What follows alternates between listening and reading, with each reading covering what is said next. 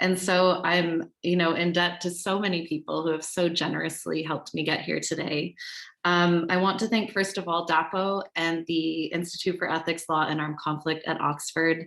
I not only spent time as a visiting fellow there, but I also had the pleasure of working with DAPO and Jennifer Welsh on the Individualization of War project out of the EUI.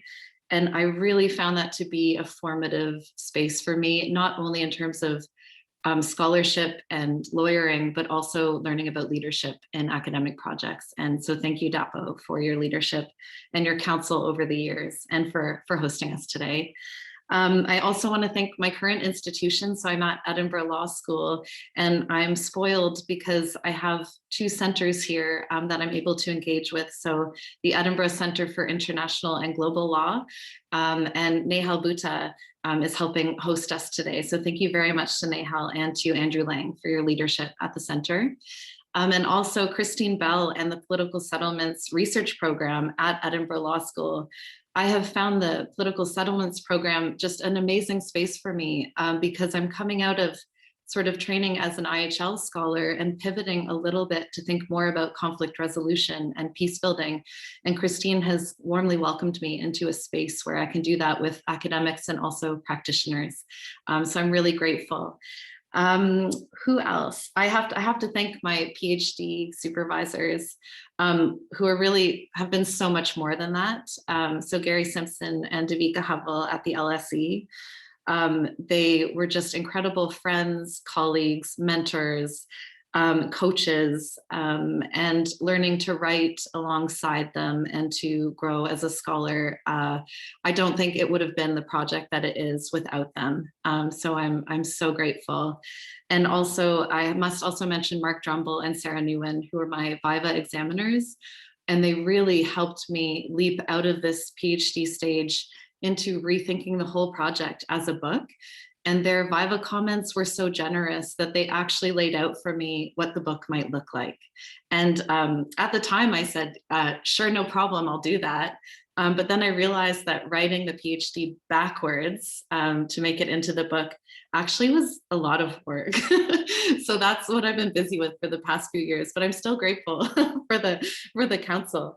And actually today, I must also thank our commentators. So Helen Kinsella and Frederic Megret, for me, are two intellectual heroes of mine. And they've said so much and made such a contribution to our understanding of the principle of distinction and other concepts in international law. And when I wrote this book and when I was working my way through the PhD, for me, in many ways, I was really trying to think alongside them and to really build on the insights that they've offered us on the civilian category and the combatant. And so when I reached out to them and invited them to join us today, I was just over the moon that we could be in conversation about where this work has taken me. So I'm very grateful to both of you and to Fred for hosting my postdoc at McGill, which was a great experience as well. Thank you, Fred. Okay, so I'll stop there. Oh, and last but not least, my family who are on the call today. Maybe they'll ask questions, we'll see. But my mom and dad and sister, I mean, without them, the work wouldn't be possible and they make it all worth it. So thank you to them as well, and to Duncan, my husband, who's listening probably in the next room, I think. Okay, so let me do this. Let me give us a sort of taster. I will assume no knowledge about the book. And because I think sometimes at book launches, it can be hard to follow if you haven't read the book. And so I'll just give us a primer, and then I'll take about 20-25 minutes. And then we will get into conversation right away with Fred and Helen, and we'll leave about half an hour at the end for audience questions. And feel free to start typing questions into the chat whenever you like, and we'll hopefully get lots of time for engagement at the end. And thank you, of course, to the audience. Thank you, everyone, for coming today. I really appreciate the support, and I only wish we could all be in a room together with, champagne going everywhere. That would be ideal, but I'll take virtual. Okay, so I'm going to just take a second here to share my screen. Just a moment here.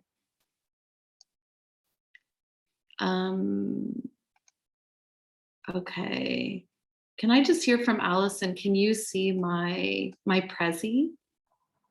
Yes, I can see Yes, it. okay, wonderful, thank you. So I'm just gonna go into full screen here.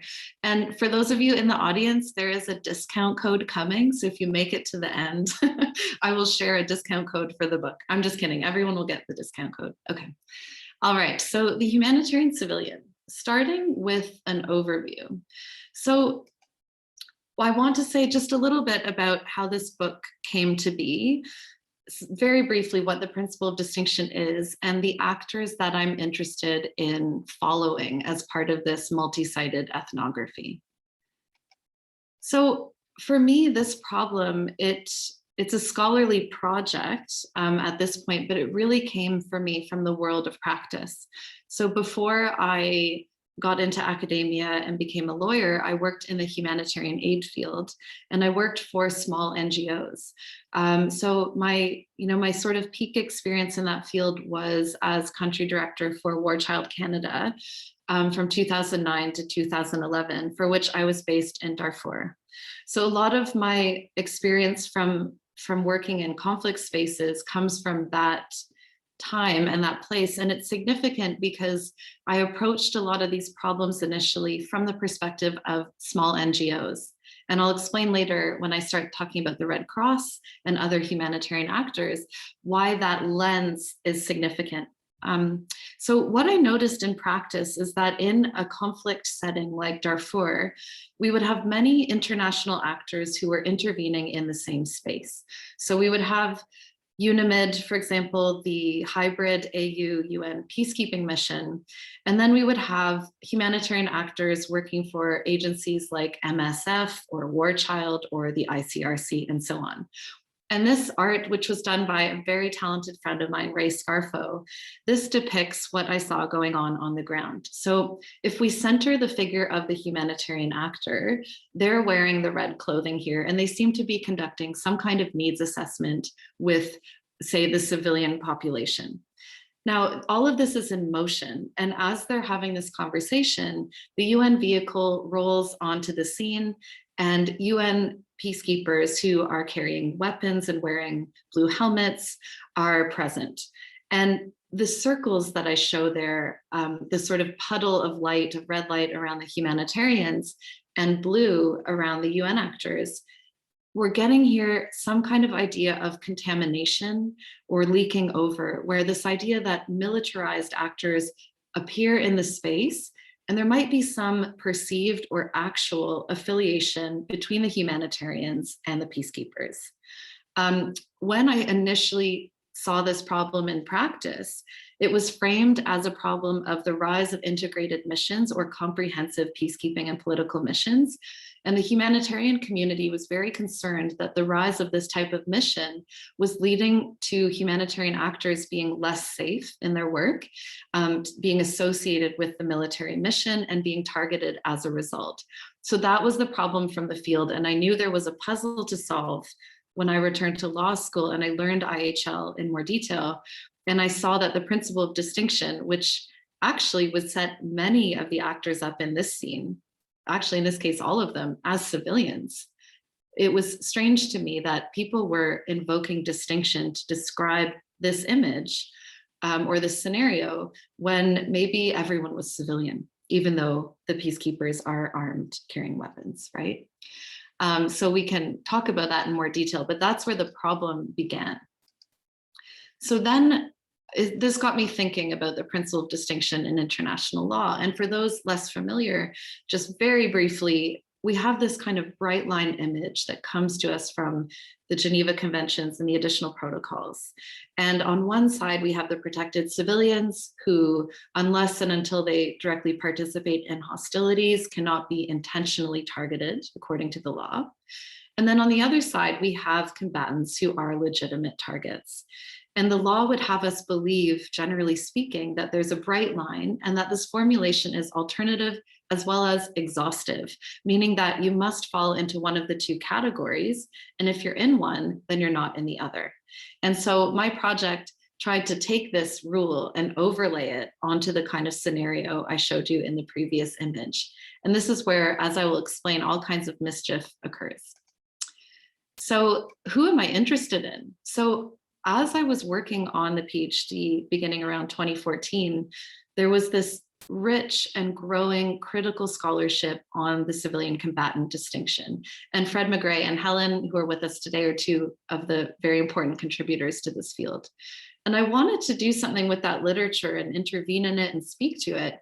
But I also had this different set of actors that I wanted to sort of shine a light on. So I knew my main character would be humanitarians. And as I started to think about people like the Red Cross figure, I realized that if I wanted to speak about distinction, there was no way to avoid the fact that distinction is profoundly relational. So distinction is something that in everyday practice must be worked out with other actors in the operational space. So I brought into the story the peacekeeping and military actors that populate these international integrated missions. And I thought about how humanitarian actors try to be distinct from these other people. Now, even though I say that the humanitarian actor is the main character, I actually want to stress that there is no main person or category that's being followed throughout this project. Instead, it's actually the boundaries between people and the idea of distinction that I'm following around. So I'll say more about that when I get on to methodology. So with that as background, I want to outline three main claims, and these are the three arguments at the heart of the book. And I will be brief and superficial here, and then we can dig into this more. So the first is about the everyday life of IHL. Something that I noticed is that international lawyers, when they tended to engage with the humanitarian field, at this stage in the literature, mostly the engagement was normative and doctrinal. And that's for some very good reasons. We're still at the stage where core issues like access to beneficiaries, cross-border aid, the legality of access, and so on, all of those things need to be sorted out from the perspective of doctrinal or black letter law. There's much to be done there, and that work is ongoing and very necessary. But I wanted to think about what we might learn if we looked at humanitarianism using a more critical and socio-legal lens. And this led me to think that it would be productive to bring two fields together. So one field is everyday humanitarianism. So by this, I'm referring to the corner of humanitarian studies where people like Hill Horace, Fernando, and others are looking at what goes on in day-to-day humanitarian practice. And so a lot of this literature is sociological and anthropological. I'm thinking here also of David Moss and Lisa Malky and so on. And so this literature tries to say something about what we could call the humanitarian imaginary or the humanitarian imagination. And this got me thinking about how we think in international law. So Mark Drumbel has introduced the concept of the international legal imagination. And what I really wanted to do, I suppose, is bring these two imaginaries into contact. And I thought a productive way to do that would be to take a socio-legal approach where I think about the role of international law in everyday life. And so Louisa Slava and Sarah Nguyen's work in this area was really inspiring to me. And there's a reason that I think socio-legal approaches do a lot of work here. So the socio-legal approach lets us think about law's instrumental role. So here I'm thinking about how actors use law, they avoid law, they do things with law, they make law. That's all law in this instrumental or tool mode. But also, and crucially, socio-legal approaches let us think about law's constitutive role and how it constitutes actors as, in this case, civilians and combatants. So in South Sudan, one of my main field research sites, people are not citing IHL rules on a daily basis, but their identity as civilians or combatants shapes how they see the world and how they engage with others. So that's the power, I think, of the socio-legal lens. And really what I was trying to do is say something about the everyday life of IHL. The second main claim is about distinction being perpetually disrupted. So something I wanted to show in the book is each chapter moves from South Sudan to a more normative space of civil military trainings, which I call the pedagogical realm, and on to Geneva and The Hague, where we find things like the ICTY, the Geneva Conventions, the additional protocols, and spaces, places, and people we would think of as more legal and classic lawmakers. And what I wanted to show is that as we move from South Sudan to the trainings, to Geneva and The Hague, we might think that eventually we're going to alight on this bright line rule and find it intact and stable. But I tried to show that at every level, distinction is messy and chaotic and disorderly, and we never actually get to the bright line distinction. So it's always, the sort of imagery I use in the book is it's always just beyond our grasp. And I wanted this to not be a study about IHL compliance for two reasons. So the first reason is that in a compliance study, I would be asking, for example, do humanitarian actors follow the principle of distinction? Do they follow the civilian combatant distinction in their everyday work? The problem with that is that all of the practices that depart from a civilian combatant binary might get ignored, or I'd see them as extra legal and not relevant, or violations of the law. And that would miss an entire corner of practice that I wanted to expose and think about.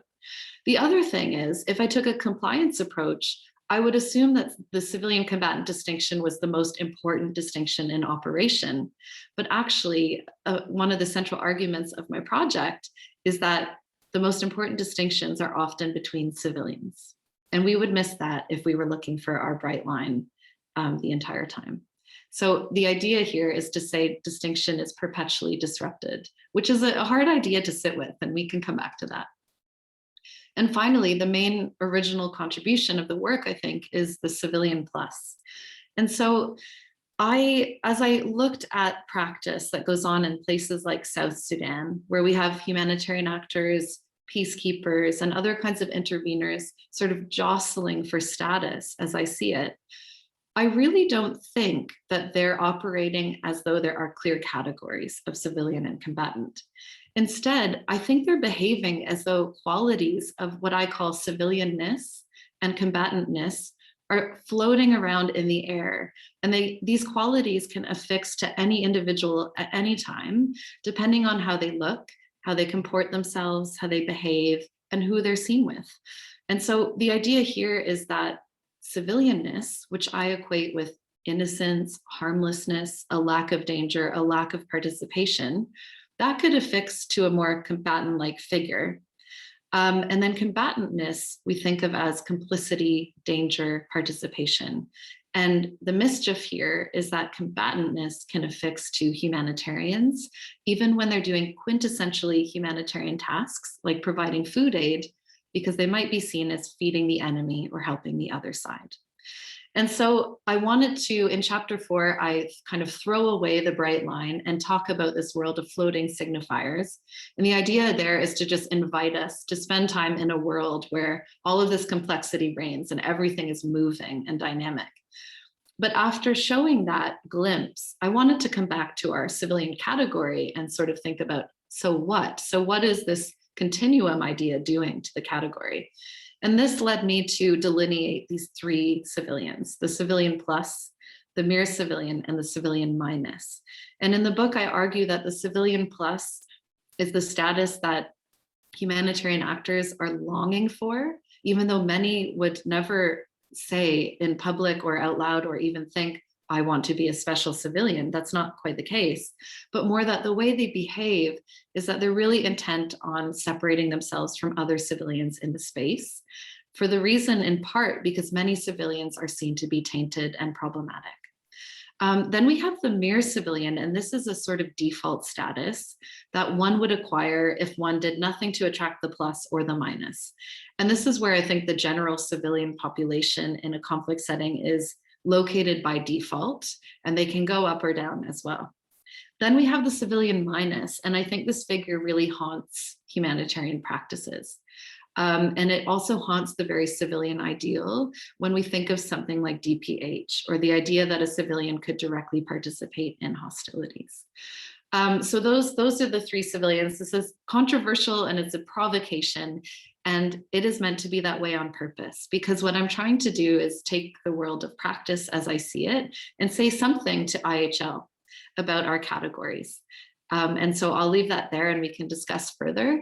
And I just want to briefly, I won't take too much more time. I want to say something about methodology, because I think it's really important. As I mentioned, the civilian plus is a provocative idea. And I think it's important to say what I think allows me to make that claim. So where am I coming from when I make that claim? First, I want to say there's a normative question that sort of lurks around the project. And in the book, I actually leave it all the way to the end of the conclusion. And this question is a civilian plus or a special civilian status something that we should want? Should we invite some actors in the conflict space to have a special status, maybe because the important work they do, maybe we want to incentivize their important social role in war. Do we want that? And I think at face value, there are many reasons we might like to have that. But there's this thorny issue, which I eventually get at, which is my concern is that for every special civilian or civilian plus, there is a lesser civilian somewhere else. And my intervention here is to say that when we make a carve out, no matter how deserved it might appear to be, when we make a carve out implicitly or explicitly from the civilian category, we do something to the category and we do something to the norm of general civilian protection. But I didn't want to say this at the beginning of the project. And also it took me a while to piece together how I really wanted to come down on this question, but I wanted to defer it because if we think of the civilian plus as a dangerous idea at the outset, I think it leads us to miss or ignore important practices that might be dangerous practices or practices we wouldn't want to see. So I wanted to keep that scope open. Now you might then say, okay, but why would you build an entire project on an idea that you're ultimately going to claim is bad, right? And I would answer to this, well, that is a natural conclusion of my methodology and the epistemology and the ontology that I'm working within. So this is a grounded theory approach. And for those less familiar with this type of research, it's iterative, it's both inductive and deductive. I didn't begin with the causal hypothesis. I started with a foreshadowed problem. And this problem was that, there's something going on in these relationships of international interveners. And there's something going on with distinction that appears to be doing something to the IHL principle of distinction. And I don't quite know what it is. So that was my foreshadowed problem. And I took an ethnographic approach because what I really wanted to do was see through the eyes of different types of actors. Initially, this was primarily humanitarians, but because of my background in that field, I realized I had blinders on and a sort of affinity for this one type of actor. And this led me to open the scope of the study and spend a lot of time with peacekeepers and military actors, so I could see as much as possible how they see the humanitarian project. And so just laying out there in South Sudan and at civil military trainings, I did participant observation, interviews, focus group discussions, and perception surveys. And that's how I started to build the argument about the civilian plus. So whether or not it's an idea that I like or want, I think it's happening in practice. And my work, as I understood it, was to try to describe that so then we could debate it or have an argument about it. And finally, I just want to say how the book is structured. This is the last slide. Basically, the idea was to take a bottom-up approach. And I didn't do this properly in the PhD stage, I think because in the PhD stage, I was also trying to prove something about, being part of the field and being able to intervene in these questions. But once I had done that groundwork, I saw that I was now free to tell the story again. And because I had finished the story and I knew how it ended, it was actually quite fun. Though challenging, it was quite fun to rewrite it truly from the bottom up. And so that's what I did in the book form. So each chapter goes from the kinetic realm, which is South Sudan, where we find distinction in motion, to the pedagogical realm, which is the trainings, where we find people in a more normative sense. They are debating, teaching, and learning about distinction. And then we end each chapter in the space that I think you could write an entire book about distinction, and indeed people have, just in the intellectual realm. And this is where we see lawmakers, lawyers, judges, and legal actors conceptualizing, legislating, making judgments about distinction. And these realms actually overlap, and they're all realms of practice. And we see in the stories told throughout the book that there is so much overlap that people in South Sudan are concerned about how headquarters in New York are making guidelines to guide their behavior, right? So the kinetic is reaching out to the intellectual and so on. But in terms of how I present the empirical material, I use vignettes or sort of Goffman style encounters.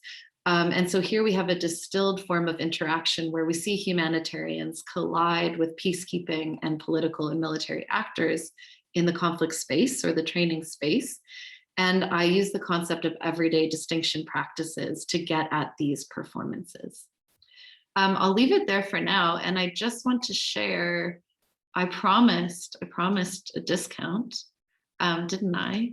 So let me just go back very briefly and I'll just flash it here. So if anyone's interested in getting the book, the author code here for 30% off is there. And you can just reach out to me anytime and I'll share that, of course. So I'll end the sharing of the screen and then I will invite, I think Helen was gonna jump in with the first question. Thank you all for listening.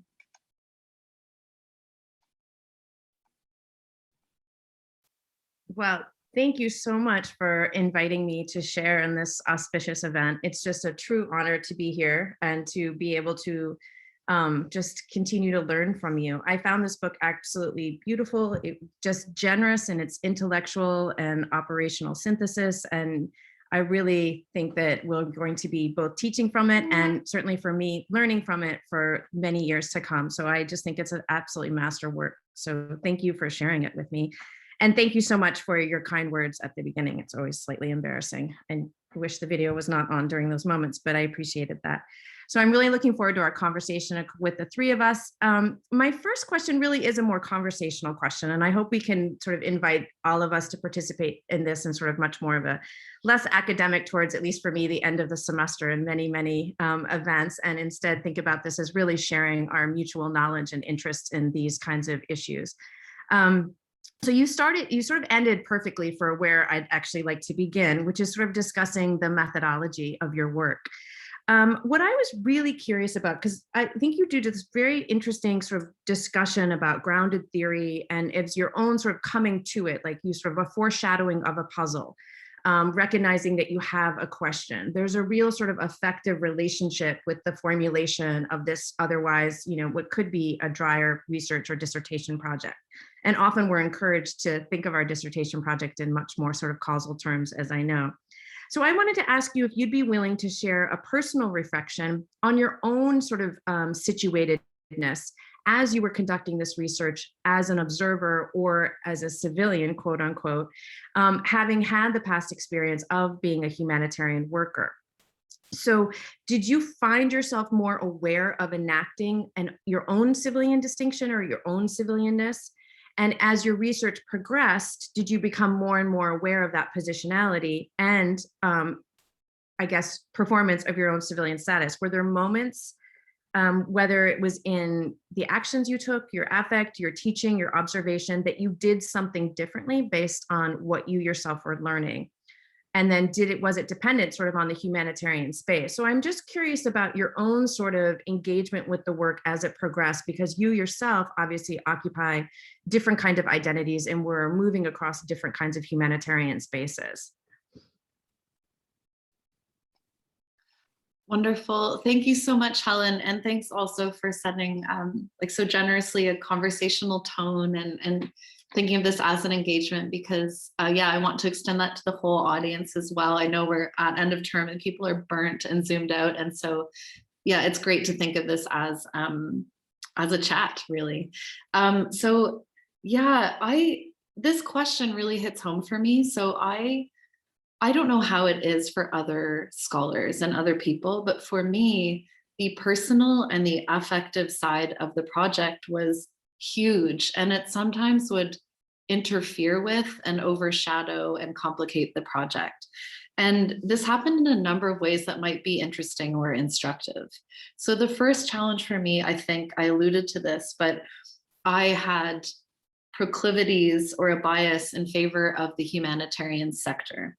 And I was sympathetic, especially to this idea in the circles I was moving in, I was very sympathetic to this idea that humanitarians felt encroached upon and that they were in danger at a personal level of personal safety because of these developments towards the integrated or comprehensive mission. And so I initially thought, in sort of naive form as like the new graduate student, I thought, I will solve this with my PhD. I will show as a single scholar an empirical project that like definitively shows that integration puts humanitarian lives at risk.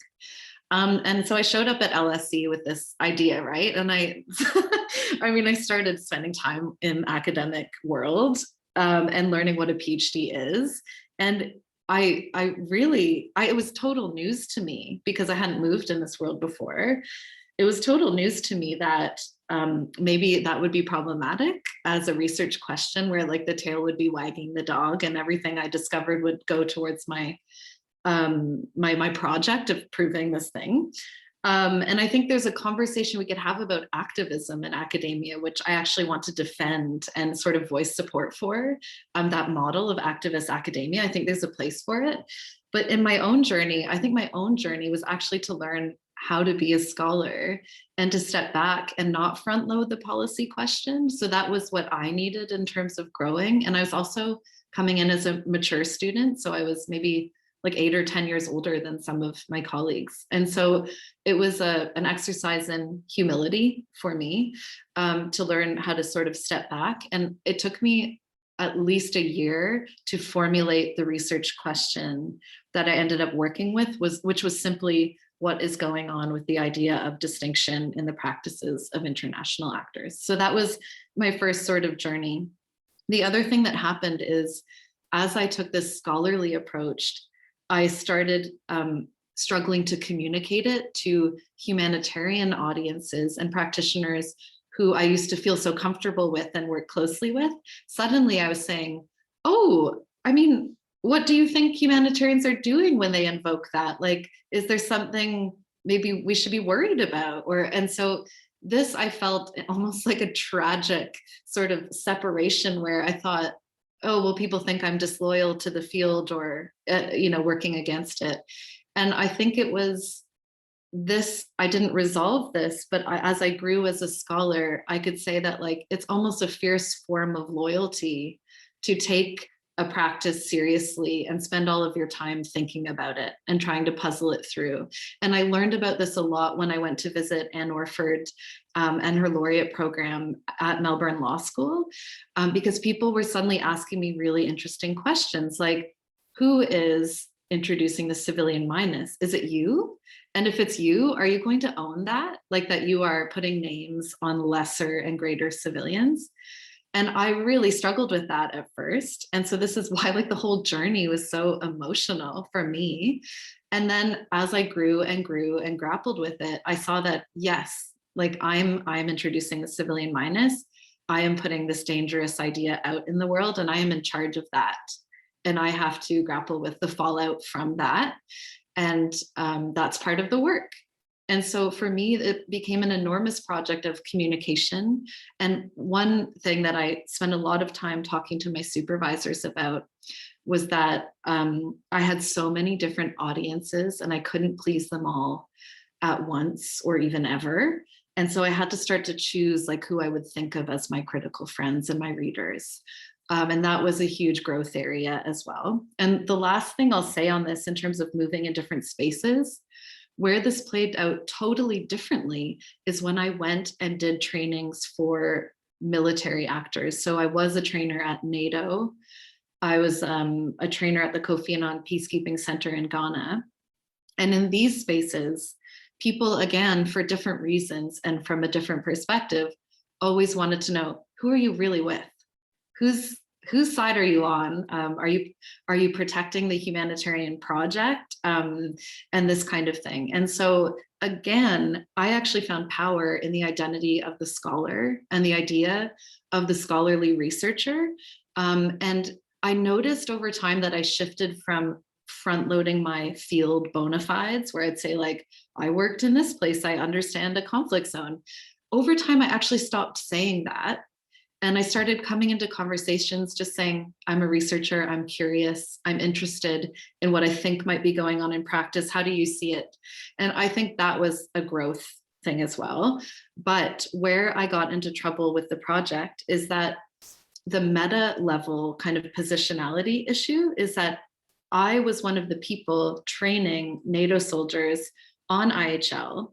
And then I'm writing about what they think of distinction.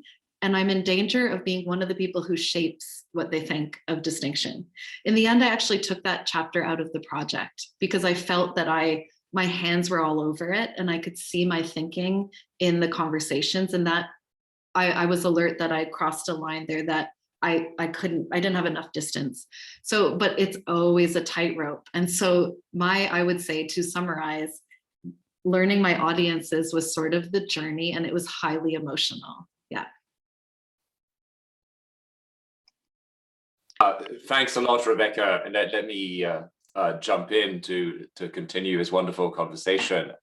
First, I just wanted to thank you for sharing this sense of intellectual adventure with us, from working in the field to writing a PhD to transforming the PhD into a book. There's an entire kind of existential arc to this, which I think is wonderful and one doesn't always hear about. I was taking notes with some of my own grad students in mind, and there's a few lessons I'll be happy to share with them. One was audiences and the fact that you can't please anyone, and I was thinking, well, you can't please everyone, and I was thinking that maybe you can't sometimes please anyone at all. The other was one that I never cease to remind my students of, is don't front load the policy question. I think that's possibly the best policy advice, research advice you can give to a grad student. And then this sense also of owning what you unleash intellectually, whether it's something that you like or you're comfortable with, it is what you found, right? And so that's what we now have to deal with on the basis of your research. I just wanted to say maybe briefly to those who haven't read it, this is it's a great book. It's very readable. It's a great example also of kind of single-mindedly pursuing one idea, yet at the same time being really willing to look sideways, right? So I think you strike a good balance between holding us by the hand and taking us through this journey, really focusing on that one distinction, but then enriching our understanding of it by looking at how it's performed in practice. And it's also wonderfully organized. In that, there's a lot to say for that, the way in which in every chapter you go through some of the same broad categories, the kinetic, the pedagogical, the intellectual, that makes for really useful reading. So I want to focus a bit on your epistemology here. And I think the central idea, your point of departure, which is that you want to look at what's going on rather than what the law posits. Let practices grow on you and on us, and then what you find, right? That what we suspected all along, where the law tries to draw bright lines, reality as we know it is infinitely messy. Distinctions tend to evaporate. But perhaps more importantly, even as they evaporate, they're constantly being reconstructed, right? And so that reminded me, as I was reading the book, a famous aphorism in criminal justice, which is the quite intriguing idea, by the way, that criminal justice should not only be done, but be seen to be done. And I was just kind of fascinated by that idea. Now, I was thinking of what that would mean for your project. So is there, an idea that humanitarianism should not only be done, but be seen to be done in the field? And if so, what does that even mean, right? And what would be the point of such a performance? What have you encountered really? So are humanitarian actors sort of deliberately sort of playing up their role? And if so, for what purpose? What kind of signaling is going on? fantastic. Thank you, Fred. And thanks for the grad student reflections as well. I love hearing this because sometimes I think I'm just like trapped in my own miserable journey. And it's amazing when you hear of how universal some of these problems are, right? And how we all grapple with it as we're working our way through these kinds of puzzles. So let me say something. So this idea in criminal justice, it really has a counterpart in the humanitarian field. Yes, this really hits home. So I would say on two levels. And something I should add is that my project cannot tell us how important distinction is in the grand scheme of humanitarian practice, because I was obsessed with distinction and always asking about it and interviewing people about it and focusing on it. So one thing I can't do is tell you that amongst all the issues humanitarians are concerned about, where does distinction sit? And I do grapple with that in the book, but I think it's because I knew what I was looking for in the study. There's sort of the when you have a hammer, everything looks like a nail kind of issue. So let me say an answer here for humanitarianism as a broad practice and then humanitarian distinction. So it's a very common idea for the humanitarian community that humanitarianism or humanitarian work must be seen to be done. So there's this core idea of being there, showing up in the hard to reach places when there's need, whether a natural disaster or a violent conflict, and so on, and doing the good work and offering services. So that's the work. And then there's this real awareness that has existed for decades that at the same time, you must show that the work is being done. And more specifically, you must show that you're following the traditional humanitarian principles. So when we look at accounts in the humanitarian literature, and this is something like Hugo Slim's work shows beautifully, is when people are talking about the principle of humanity in the humanitarian sense, or neutrality, impartiality, and independence, the way they speak about it implicitly or explicitly invokes some kind of observer or some role to perceptions. So we'll see claims like neutrality is in the eye of the beholder, or impartiality must be observed so that we are trusted. And so there's always this gesturing towards some audience. The same thing that happens with distinction. So humanitarian actors, when they're talking about distinction, they will say, like so many of my quotes when I was coding them, it's just like hundreds and hundreds of lines of humanitarians saying, we must be seen to be distinct. We must be distinct and we must be seen to be distinct. So the exact language that you call up there plays. And so I wanted to think in more a granular way, what's going on there? Who is the performance for? As you say, what is being signaled? Who are they speaking to with this project? And so I introduced this concept of the phantom local. So this idea is that when humanitarians perform distinction, so I'm speaking again narrowly here of distinction, not the whole humanitarian project, but when they're performing their distinct status to show that they're civilian and humanitarian in conflict zones, they have in mind this sort of omnipresent observer that I term the phantom local. And humanitarians individually and collectively, at an intellectual level, they know that there's no like ghoulish specter that watches their every move and records whether they're distinguishing themselves from the UN mission. That is known at the intellectual level. And yet, the practices and the efforts they make to perform their distinct status behave as though it is the case. And we know actually every time a humanitarian actor gets violently targeted or gets into a problem with beneficiary communities, we know something has gone wrong there, right? And so we know that there are real actors who are watching and who are audiences for this performance. And so I introduce these three categories. So I take armed actors who might or might not harm humanitarians with violence.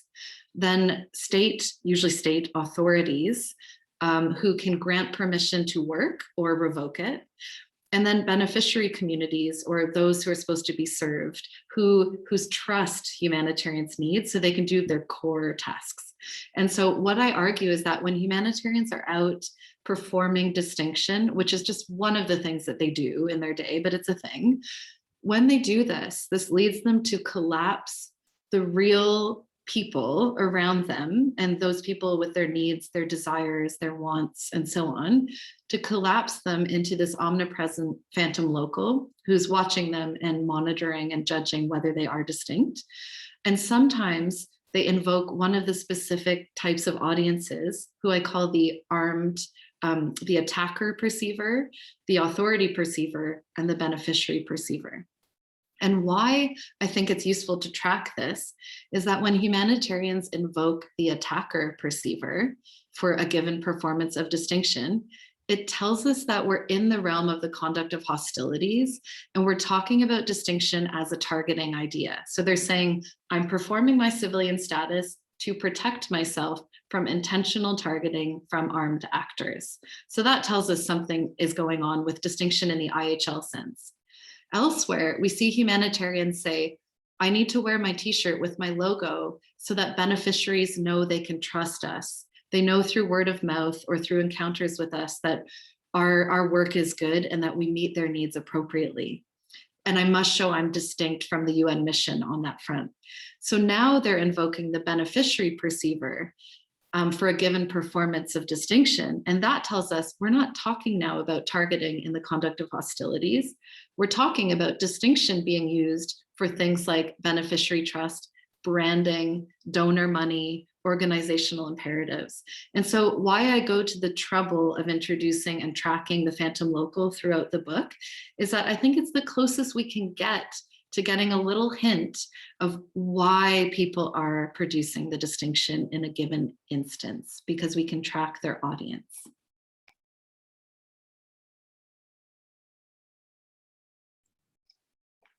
Okay, So thank you, Helen. Yes. All right, so Fred, that really sets up a question for me, two different questions for me, and I'm going to sort of try to split them a little bit. And so forgive me for this. And I also want to make sure that we have time for the audience to ask questions as well. So when you begin to sort of talk about, you've raised this idea of audience, right? And you've also raised this idea of the phantom local, right? And so I'm not sure which question to necessarily leave with, but one of the things that I thought was so rich about this book is that often an easy critique of sort of a conversation about a legal imaginary, or thinking about the law as constitutive or as civilian status as performative, is that it's seemingly sort of ephemeral. Like you just, as you know, Judith Butler would misinterpret it, right? You just take off your clothes and you put on a different t-shirt and you've become a different thing. Where in fact, right, it's a repeated citational practice that has meaning in the world, and it actually becomes quite sticky. So I also I think the second part is that what the book also doesn't lose sight of, right, is that essentially these have, quote unquote, I hate the expression real world implications, but sometimes that does need to be said for folks who think about, oh, she's just talking about performativity or theaters of or spatial imageries, right? That these actually do have direct effects in terms of targeting of humanitarian workers, in terms of all of the other things that your book talks about. So I really want to bring that forward, that I think that this is a really rich, again, really rich synthesis of many of these kinds of conversations that are often pitted against each other, or at least in a simplistic form of pitted against each other. So I think you did an amazing job of sort of addressing those very elegantly throughout the book. So the question that I have, and I think that this, I'll sort of skip around a little bit, is, you know, essentially one of the splits in the book that I think brings this to the fore, this question of about, so you talk a lot about civilianness, you talk about performativity, you talk about theater, you talk about space. And also then you have these two different realms, the kinetic realm and the intellectual, or the training, or the pedagogical realm, excuse me, and then the intellectual realm. And I was wondering if you could help us understand how sort of the training realm and the kinetic realm spoke to each other. Because one of the things that you say in your book essentially is that it's not simply that there is a distinction, but it is a distinction from whom, at what point in time, in what particular situation, right? So it's a 360 distinction, it's a temporal distinction. But the training realm, right, is a realm in which the audience is clearly sort of, you are clear about who your audience is, and you're clear about what you're trying to teach them. And in fact, that's interesting to hear that you took that chapter out, because you were very well aware of what you were trying to teach them. Whereas the kinetic realm, there's uncertainty, there's chance, there's a different pacing, there's a different expectation of suddenness. So can you bring those two things together a little bit for us and say how you thought about the project differently across those realms? And then, again, very aware of time, we do need to talk a little bit more about this idea of phantoms and fantasies and hauntings that's also present throughout your book as well, and sort of why that language seemed so attractive. Wonderful. Thank you, Helen. These are very juicy. So let me see if I can do the questions a bit of justice without taking up too much time. And Allison, please sound a gong if I go on too long. So let me start by trying to bring together the pedagogical and the kinetic realm. And where I think they meet is in this fascinating space of simulation and role play exercises. So there's this element in the pedagogical realm. So at the NATO trainings, the Sweden trainings, and in Germany, where they do role play and simulation. I had not considered this as a site of study for looking at how the idea of distinction circulates, but I saw it by accident when I became a trainer in Ghana. I watched people do a role play and I thought, well, that's interesting. Like, who's told that person that a humanitarian actor looks and behaves like that, and that a peacekeeper reacts in that way? Where is all this knowledge? Is this knowledge from the field? Are they being tasked with these roles and assigned? And so I started getting interested in this sort of meta performance. And something that became clear to me as I spent more time at trainings was that I think people have written about trainings for being useful because they approximate reality. So people will say, like, to the extent that a training approximates the field, it is useful. And I actually want to gently push back against that and say, actually, it's the artificial aspects of the trainings that are the most fascinating. So when we watch a simulation role play at a place like Sweden, we can actually watch in slow motion these complex patterns of interaction that I could never catch in real time in South Sudan. And so literally at Sweden, people can pause the action, like they'll stop, everyone freezes, they talk about what just happened, and then they actually can have a do-over. So they'll say, like, let's take that again. The humanitarian enters the room. So here's a real thing that happened. And this gets into virtual reality, which is one of the spaces where I think the kinetic and the pedagogical meet. So we're in a virtual reality space in Sweden. There is a room of people who will deploy with peacekeeping missions as soldiers and peacekeepers. They're being taught how to interact with civilians in the conflict zone. So they're staring at a screen, and onto the screen comes this virtual humanitarian. And so I'm fascinated. I'm sitting in the room. I'm like, what do they make this person look like? What's their gender? What are they wearing? How do they perform their identity? And so on the virtual screen, it's a guy in a blue t-shirt and a hat, civilian clothing, and he works for this NGO called HELP. And the military people in the room have to yell out actions about how the military vehicle is supposed to respond to the conversation. So they raise their hands, the screen gets paused, they make their action, and then it gets implemented, and they watch the game unfold. Then the lights come on and we all go into the next room where a real live actor has been hired, who's now female, which is interesting for your gender work, Helen, thinking about this female humanitarianness and so on. But now there's a female actor who's playing the NGO person. And she sits down and all of these UN military people have to interact with her. And she just says simply, I can't be seen with you in the conflict zone. I can't go on that needs assessment with you. I need to be distinct. And one person leans forward and says, I'm a civilian staff member of the UN mission. We are together. We are part of the same thing. We want the same thing. I do human rights work. You're a humanitarian. And the humanitarian says, no, you're military and I can't be seen with all of you. And the human rights civilian person says, oh, I will leave the uniforms behind next time I come to meet you and we can talk. And this leads their military friends from their mission to start getting all worked up, and they're falling out of their chairs saying, don't disown us. We're the integrated mission. We do CIMIC hugs, And so that was gold, like from a research perspective, that was gold, just watching in slow motion not just what these people are feeling and thinking, but what they project that these actors in the field would think and do. So that's the contact point I would say is sharpest, where these worlds come together. And in terms of the stickiness and the repetition of practice, I think I experienced this myself, and I have had some people in response to this project say that I'm setting up a straw man when I say that there's this dominant vision of distinction with the bright line binary, because so many scholars and lawyers I talk to, they say, nobody thinks that exists, right? Like everyone gets that things are fluid and complicated. Everyone holds these, we're all capable of holding these multiple ideas in our heads at once, right? And I have that conversation, I think, oh, true, yeah, good point. Maybe that is a straw man.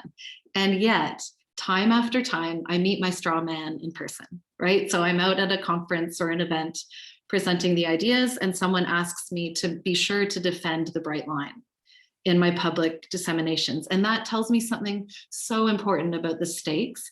And as your work and Amanda Alexander, as you guys have shown, IHL ties the principle of distinction to the entire body of law. And so there's this real concern, if this distinction collapses, IHL collapses. And I think there's that. And there's also, I feel this myself, I want to live in a world in which civilians are part of a protected category and are not harmed in war. And yet, every time I look closer or think about it, all I see are micro distinctions. And there's a sort of cognitive dissonance where I try to hold those things together. But I did find out that the straw man, it's not really a straw man. They're huge interests and maybe we want that, right? Maybe we want those people out defending the bright line and keeping it. And so let me see if distinction for and from whom. So when I read your work, Helen, and thinking about Fred's work on from the unlawful combatant, from savages to unlawful combatants, I really see those scholarly interventions as thinking about distinction for whom, and really getting us to think about this civilization narrative, right? And who benefits every time distinction is performed in this way, and what interests are upheld in thinking about race and civilization in this way. And I think my own study, as you say, really in chapter 4 does this, it's really about distinction from whom. And if we go back to the for whom in my own study, I would say the official story is that distinction for whom is humanitarian distinction is for beneficiaries. If humanitarians are safe and protected in war, they can do the work that we all want them to do, and they can access beneficiaries and be safe doing so. That's the official narrative, and there are many reasons we would want to buy that narrative and support it. The problem is that things can go off track. And as critical scholars like Hopgood and Monica Krauss have intervened here, they've said, you really do get to a point where there's a risk that the humanitarian symbol becomes the end in itself, and protecting and upholding the symbols inadvertently starts to eclipse the interest of reaching beneficiaries. And that's if we take it to its extreme, and its conclusion in that sense. But there's the mischief, I think. So there's distinction for whom. Well, it depends who you ask and where you're looking.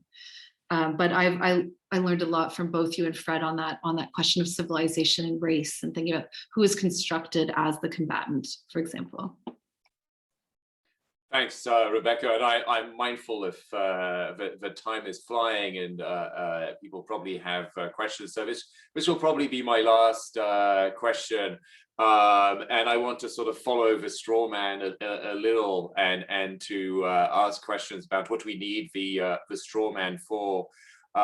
So one of the big issues in the book is, the need for humanitarians to distinguish themselves from the military, which we know has long been a concern of the ICRC and others operationally, but which also strongly connects to our ability to implement IHL, let's say. But so there's always been an ambiguity, and sometimes I feel as if there's something a bit rich about humanitarians trying to distinguish themselves from the military, which in many cases sort of made their presence on site possible in the first place. And kind of maybe a little provocatively, the question I wanted to ask is, what's the difference between operating in Iraq as a humanitarian actor after the US invaded the country, and hopping onto a US helicopter as a humanitarian to get to your destination quicker to save lives, right? So you're focused a lot on,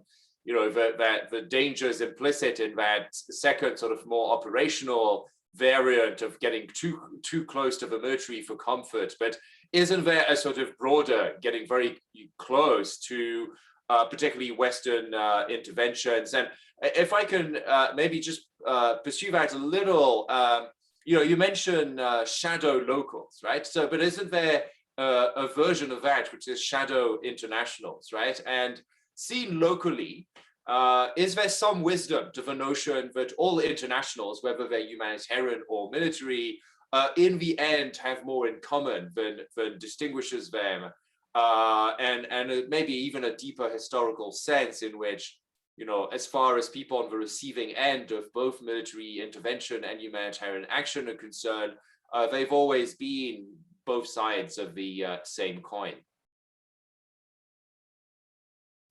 Thanks so much for that, Fred. And it reminds me, I had a conversation once with Sandhya Pahuja talking about the idea of the front line and where the front line is and how it's been constructed over time. And she really was inviting me to think about comparing it with the frontier and what a frontier mentality enables people who are showing up on the scene to do. And I think of that a lot in reaction to your question about two sides of the same coin from the perspective of the global South. Are we in a scenario where it's really the interveners and the intervened upon? And how do we think about that when, for example, half the people I interviewed working for international humanitarian organizations were local staff, right? And those are distinctions we can start breaking down. But let me say this, so on Iraq, yes, you're right.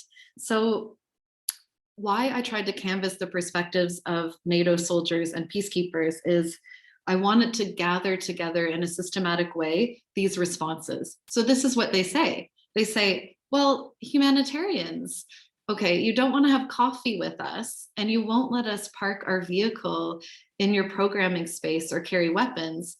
But then when your car breaks down at the roadside or when you can't get access to people in need, we're your first call. Right. And that's why I have a separate chapter in a book that's just come out with Emily Kidd White and Susan Bandas and others, the Handbook on Law and Emotions, which I must plug. It's fresh off the press now. And I have a chapter there on the idea of the humanitarian as an ex-girlfriend. And it's really this idea that from the perspective of military actors, they're getting the cold shoulder from humanitarians, but then they're prevaricating and kind of seeking out assistance when they need it. So I wanted to bring that perspective into the picture so that we can understand why sometimes there are these tensions at the interpersonal level. But to get at your Iraq question, so I really think this is what like the concept of area security tries to do in humanitarian parlance.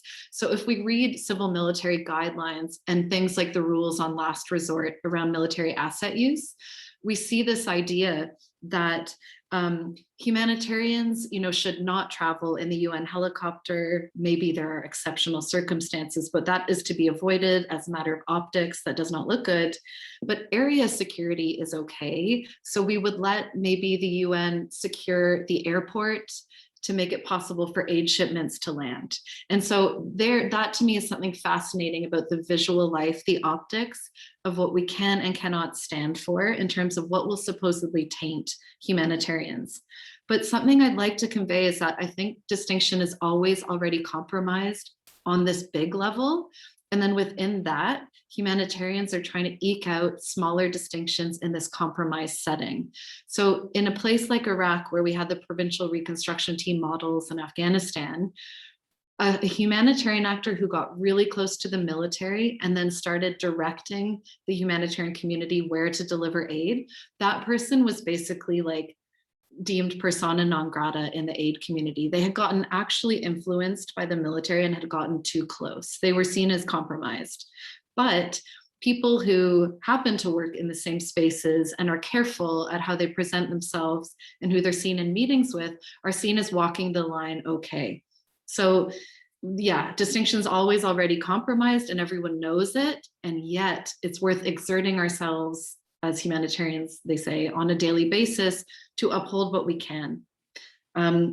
And I'll just say that, yes, there's a phantom foreigner. So for every time we think about the phantom local and everyone being collapsed as audiences, we have to look back from the local perspective, such as there is one, to the international community and think about how they might appear as phantom foreigners, as I call them in the book.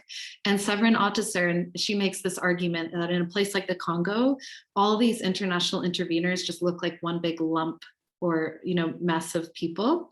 But Beatrice Puligny in her work, which also deals with the Congo and peacekeeping, finds the opposite, finds that locals make incredibly sophisticated distinctions about who is who, and they act strategically on the basis of this. In my own study, I found that everyone strongly believes they know the answer to this question, and they cut roughly down the middle. So roughly half people think that it makes no difference and everyone looks the same. And the other half of internationals think it's worth doing the work to distinguish yourself because people have sophisticated understandings. So to be continued on this on this question. Thank you. And I think Alison was going to open it up for Q&A.